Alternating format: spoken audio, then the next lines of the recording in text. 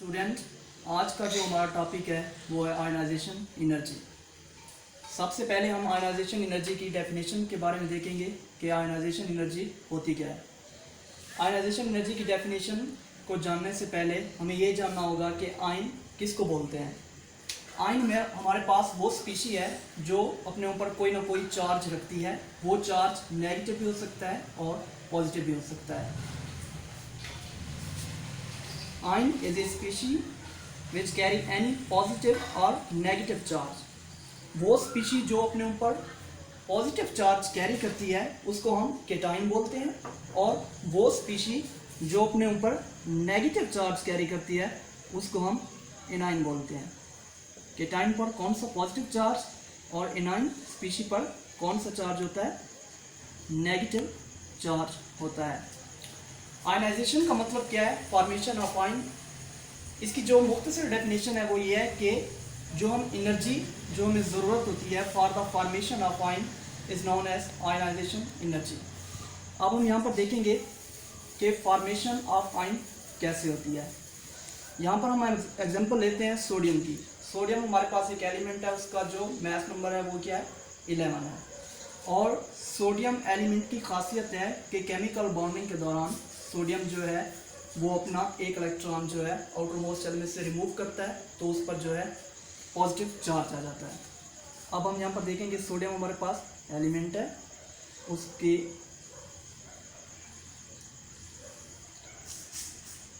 अब ये देखिए इसके आउटर मोस्ट शेल में एक इलेक्ट्रॉन है। एटम का जो न्यूक्लियस है उस पर पॉजिटिव चार्ज होता है। पॉजिटिव और नेगेटिव आपस में इनकी अट्रैक्शन होती है, तो हम जो है इस पर एनर्जी लगाते हैं। पॉजिटिव और नेगेटिव की अट्रैक्शन को कम करने के लिए हम इस पर एनर्जी लगाते हैं, तो ये जो इलेक्ट्रॉन है ये रिमूव हो जाता है। जब ये इलेक्ट्रॉन रिमूव होता है तो सोडियम पर एक इलेक्ट्रॉन की कमी हो जाती है, जिसकी वजह से उस पर कौन सा पॉजिटिव चार्ज जो है वो क्रिएट हो जाता है।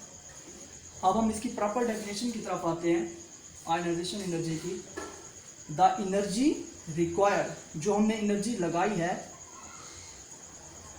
To remove the electron from the outermost shell of an atom, किसी भी एटम के आउटर मोस्ट शेल में से इलेक्ट्रॉन को रिमूव करने के लिए जो हम कम से कम एनर्जी लगाते हैं for the formation of ion is known as ionization energy.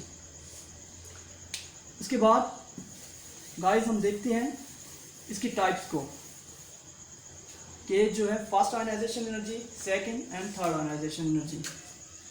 First ionization energy की जो वैल्यू होती है वो कम होती है सेकंड आयनाइजेशन एनर्जी से, और जो सेकंड आयनाइजेशन एनर्जी की वैल्यू होती है वो कम होती है थर्ड आयनाइजेशन एनर्जी से। तो हम यहाँ पर देखेंगे कि फर्स्ट की सेकंड से कम कैसे होती है और सेकंड की थर्ड से कम कैसे होती है, या थर्ड आयनाइजेशन जो एनर्जी है वो सेकंड से ज़्यादा कैसे होती है, और जो सेकंड है वो फर्स्ट से ज़्यादा कैसे होती है।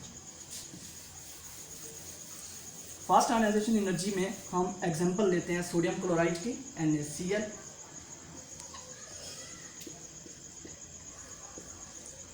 सोडियम के आउटर मोस्ट शेल में कितना? एक इलेक्ट्रॉन होता है, और क्लोरीन के आउटर मोस्ट शेल में 7 इलेक्ट्रॉन होते हैं।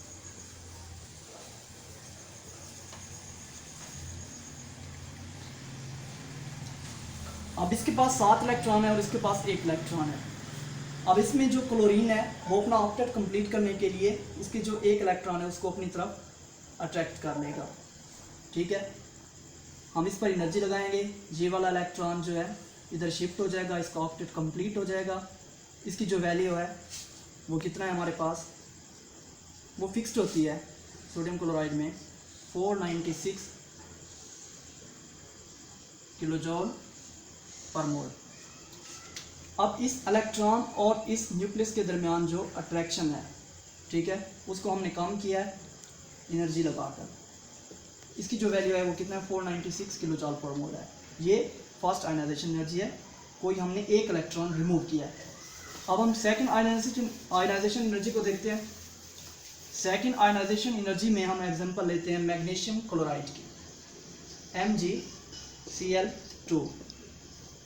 Magnesium belongs to group 2 and there are 2 electrons in its outermost shell.